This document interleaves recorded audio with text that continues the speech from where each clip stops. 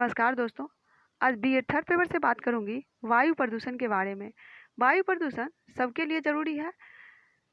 यह क्यों होता है, इसके कारण क्या है, वायु प्रदूषण के कारण क्या है, वायु प्रदूषण से निराकरण या इसे कम कैसे किया जाए ये भी देखेंगे। हम सभी जानते हैं कि वायु जो है कितना जीवन के लिए आवश्यक होता है। वायु में ऑक्सीजन, नाइट्रोजन तथा कार्बन डाइऑक्साइड की जो है एक निश्चित अनुपात के लिए यह आवश्यक है। हम सांस के माध्यम से वायु भीतर खींचते हैं, वह हमारे फेफड़ों में जाती है। वायु में जो ऑक्सीजन होती है उसे हमारे फेफड़े ग्रहण कर लेते हैं। क्रियाशीलता के कारण रक्त से जो कार्बन डाइऑक्साइड फेफड़ों में आ जाती है वह निकलने वाली सांस के द्वारा बाहर आ जाती है। इस प्रकार स्पष्ट है कि सांस लेने के लिए हमें स्वच्छ वायु आवश्यक है जिसमें ऑक्सीजन पर्याप्त मात्रा में हो। जब वायु में ऑक्सीजन की मात्रा कम हो जाती है तो उसी को जो है वायु प्रदूषण कहा जाता है। जब वायुमंडल में वायु स्रोतों से विविध प्रदूषण जैसे कि धूल, गैस, दुर्गंध, धुंध, धुआं, वाष्प आदि इतनी मात्रा और अवधि में उपस्थित हो जाए कि उससे वायु के जो है नैसर्गिक गुण यानी जो उसका अपना गुण होता है उसमें अंतर आ जाता है, तो उससे जो है मानव स्वास्थ्य पर प्रभाव पड़ता है। यहाँ पर जो है वायु प्रदूषण को देखेंगे कि वायु के अवयवों जैसे कि ऑक्सीजन, नाइट्रोजन, कार्बन डाइऑक्साइड आदि जो है इसके अतिरिक्त जो है अवांछनीय पदार्थ जैसे कि घरों, कल कारखानों से निकलने वाला धुआं, बिना जली हुई हाइड्रोकार्बनिक गैसें, धूल आदि जो वायु को प्रदूषित करते हैं वायु प्रदूषण कहलाते हैं। देखेंगे वायु प्रदूषण के कारण क्या है। वायु प्रदूषण के कई कारण होते हैं, उसे देखते हैं। पहला कारण जनसंख्या का दबाव को देखेंगे। जितने भी प्राणी हैं वो सांस लेते हैं और छोड़ते हैं।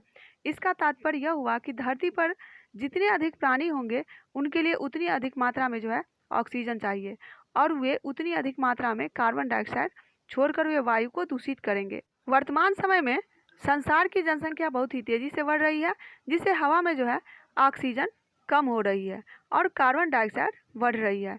इस प्रकार जो है वायु प्रदूषण भी बढ़ रहा है जनसंख्या के दबाव से। दूसरा कारण जो देखेंगे वायु प्रदूषण का वह है उद्योग धंधा। उद्योग धंधा का जो है प्रसार बहुत तेजी से हुआ है जब से कि सभ्यता का विकास हुआ है, विज्ञान ने उन्नति किया है। दिन प्रतिदिन उद्योग धंधा बढ़ता जा रहा है। विशेषकर रासायनिक उद्योग, सीमेंट, इस्पात, उर्वरक कारखानों, चमड़ा उद्योग आदि से जो अवशिष्ट सामग्री विषैले जल और कचरे के रूप में निकलती है जिसमें निहित तत्व जो है गैस रूप में वायुमंडल में पहुंचकर वायु को प्रदूषित करते हैं। इन उद्योग धंधों से जो है carbon dioxide, sulphur dioxide, carbon monoxide आदि जहरीली गैसें निकलती है जिससे जो है मानव स्वास्थ्य पर विपरीत प्रभाव पड़ रहा है। कभी कभी इन कारखानों से रिसाव होने की वजह से जो है जहरीली गैसें हवा में बहुत ही तेजी से फैल जाता है और मानव के लिए यह खतरा बन जाता है, जानलेवा बन जाता है। इसका एक उदाहरण है कुछ वर्ष पूर्व मध्य प्रदेश की राजधानी भोपाल में जो है जहरीली कीटनाशक दवाएं बनाने वाली कारखाने से जो है यूनियन कार्बाइड से मिथाइल आइसोसाइनाइड नामक जहरीली गैसों के रिसाव से हजारों लोग मर गए थे और हजारों लोग आज भी गंभीर रोगों से पीड़ित हैं। तीसरा कारण है कृषि का वैज्ञानिक विकास। तब से कृषि का जो है वैज्ञानिक विकास हुआ तब से परंपरागत ढंग को छोड़ करके रसायनों और मशीनों का प्रयोग किया जाने लगा है। रासायनिक खादों से बनने वाली गैसें वायुमंडल से मिलकर उसे दूषित बनाती है। इसी प्रकार फसल को जो है कीड़ों से बचाने के लिए कीटनाशक, जहरीली दवाओं का प्रयोग भी वायु को दूषित करता है। चौथा कारण है आणविक परीक्षण। विश्व के सभी विकसित देश अणु परीक्षण करते रहते हैं। युद्ध में आणविक अस्त्र भी छोड़े जाते हैं। अणु के विखंडन से अनेक जहरीली गैसें बनती है और भयंकर ताप उत्पन्न होता है जिससे वायु दूषित होती है। परमाणु ऊर्जा प्राप्त करने में कुछ वायु प्रदूषक जैसे कि uranium, thorium, beryllium, chloride, iodine, argon आदि वायु में मिलकर वायुमंडल को दूषित करते हैं। युद्ध काल में गोलियां चलने, बम फटने एवं विषैले अस्त्र शस्त्रों के प्रयोग से उस क्षेत्र का जो है वातावरण बहुत ही दूषित हो जाता है। तो आणविक परीक्षण भी वायु प्रदूषण में मुख्य किरदार निभाता है। पांचवा कारण है वृक्षों की अंधाधुंध कटाई। सांस द्वारा हम ऑक्सीजन ग्रहण करते हैं और कार्बन डाइऑक्साइड छोड़ते हैं। हरे पौधे जो है कार्बन डाइऑक्साइड लेकर ऑक्सीजन हमें देते हैं, जिससे कि वातावरण में ऑक्सीजन और कार्बन डाइऑक्साइड का संतुलन स्थापित रहता है। मनुष्य कृषि के विस्तार और नई नई बस्तियां बसाने के लिए वनों को काटता रहता है। परिणाम स्वरूप वातावरण में ऑक्सीजन की मात्रा कम होती जा रही है और कार्बन डाइऑक्साइड बढ़ता जा रहा है, जिससे कि वायु प्रदूषित भी हो रही है और वायुमंडल में जो है ताप भी बढ़ रहा है। छठा कारण देखेंगे वाहनों द्वारा प्रदूषण। यातायात के वाहनों से निकला हुआ धुआं वायु को खतरनाक स्थिति तक प्रदूषित कर चुका है। मोटर गाड़ियों और रेलों के विस्तार से उनकी त्याज्य सामग्री जो है हवा की सहन सीमा से अधिक हो गई है।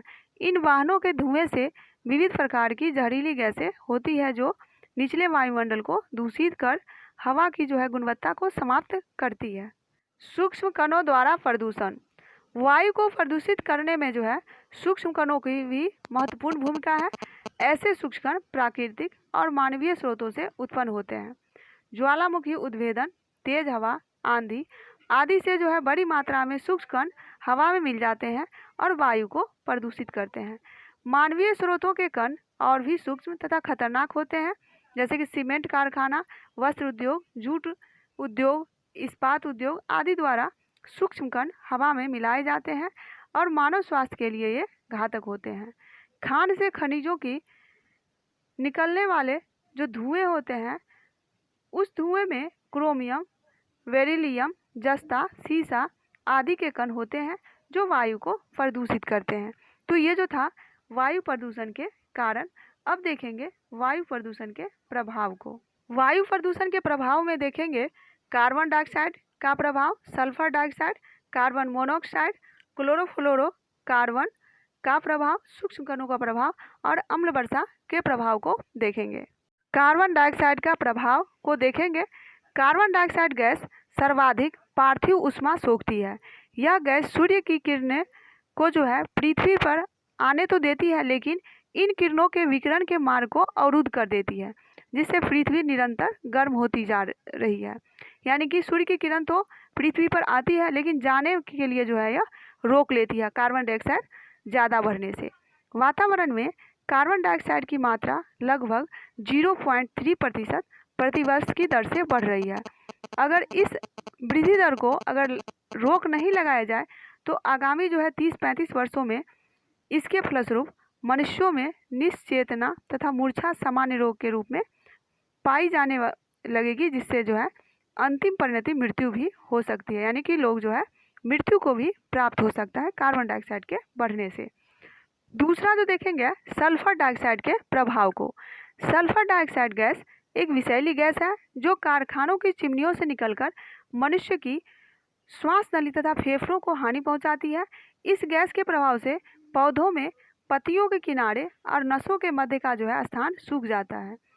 उच्च सांद्रता में पौधों की कोशिकाओं की मृत्यु भी हो जाती है। इसके अतिरिक्त वायु में उपस्थित नमी को अवशोषण करके यह गैस जो है सल्फ्यूरिक अम्ल बनाती है, उससे पौधों के ऊतक नष्ट हो जाते हैं। यह सल्फ्यूरिक अम्ल जल की बूंदों में घुलकर अम्ल वर्षा के रूप में धरातल पर आता है। इस विषैली गैस से धूम कोहरे का निर्माण होता है, जो मानव के लिए बहुत ही खतरनाक है। तीसरा जो है कार्बन मोनोऑक्साइड के प्रभाव। कार्बन मोनोऑक्साइड गैस का जन्म कोयले, पेट्रोल, लकड़ी आदि के ज्वलन से होता है। जब इसको जलाया जाता है तब पेट्रोल और डीजल से चलने वाली वाहन और विविध यंत्र सर्वाधिक कार्बन मोनोऑक्साइड गैस उत्सर्जित करते हैं। यह विषैली गैस दमा, ब्रोंकाइटिस, टॉन्सिल, क्षय रोग जैसी गंभीर बीमारियों को जन्म देती है। इसका प्रभाव प्रमस्तिष्क पर भी पड़ता है। मनुष्य की सोचने विचारने की शक्ति इससे जो है कम हो जाती है। चौथा देखेंगे क्लोरोफ्लोरोकार्बन का प्रभाव। यह गैस क्लोरीन, फ्लोरीन और कार्बन तत्वों का यौगिक रूप है, जिसका उत्पादन कृत्रिम रसायन के रूप में किया जाता है। यह गैस ओजोन को नष्ट कर परावैंगनी किरणों को जो है बेरोक टोक यानी कि धरातल पर पहुंचने का मार्ग तैयार कर देती है, जो विनाश का कारण बन जाता है। ओजोन परत जो है वह सूर्य से आने वाली हानिकारक जो पराबैंगनी किरणें हैं उसे रोकती है, लेकिन क्लोरोफ्लोरो के कारण जो है ओजोन गैस नष्ट हो रहा है और सूर्य का हानिकारक जो पराबैंगनी किरण है वह धरती पर आता है, जो मानव स्वास्थ्य के लिए बहुत ही हानिकारक है। छठा प्रभाव है सूक्ष्म कणों का प्रभाव। वायु, धुंध में पाए जाने वाले सूक्ष्म कण मनुष्य तथा जंतुओं के स्वास्थ्य को प्रभावित करते हैं। कैडमियम श्वसन में विष का कार्य करता है। यह रक्तदाब को बढ़ाकर हृदय संबंधी अनेक रोग उत्पन्न कर देता है। कम मात्रा में शीशे का प्रभाव तंत्रिका तंत्र तथा गुर्दों पर भी पड़ता है। रुधिर में शीशे का अधिक मात्रा से मृत्यु तक हो जाती है।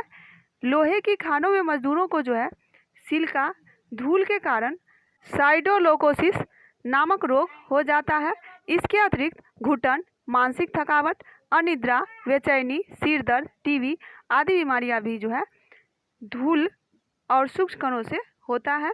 छठा देखेंगे अम्ल वर्षा का प्रभाव। वायु प्रदूषण का यह विनाशकारी प्रभाव है। इसके अंतर्गत सल्फर डाइऑक्साइड गैस हवा में घुल जाती है और रासायनिक अभिक्रिया द्वारा सल्फ्यूरिक अम्ल में परिवर्तित हो जाती है। यह तत्व जो है पानी से घुल मिलकर वर्षा जल के साथ धरातल पर आ जाता है और मानव और प्रकृति को बहुत ही प्रभावित करता है। इस वर्षा को ही अम्ल वर्षा कहते हैं। अम्ल वर्षा का घातक प्रभाव इमारतों, कारखानों और ऐतिहासिक धरोहर पर भी पड़ता है। इसके कारण पत्थर के ऊपरी भाग को जो है तेजी से क्षरण होता है। मृदा में अधिक अम्ल के इकट्ठा होने से फसलें नष्ट हो जाती है।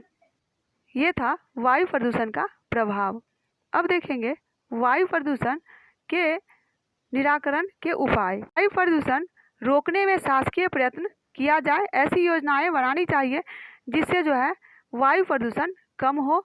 वृक्षों को लगाना अनिवार्य किया जाए। हरे वृक्षों को काटने पर पूर्ण प्रतिबंध होना चाहिए। अधिक संख्या में वृक्ष लगवानी चाहिए। कल कारखाने के आसपास ये वृक्ष तो जरूर ही होनी चाहिए। कारखानों में ऐसे यंत्र लगाना चाहिए जिससे कि कम धुआं और कण जो है वायु में मिल सके।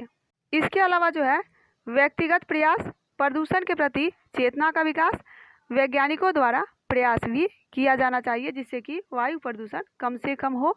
तो ये था वायु प्रदूषण से संबंधित प्रश्नों का उत्तर। धन्यवाद।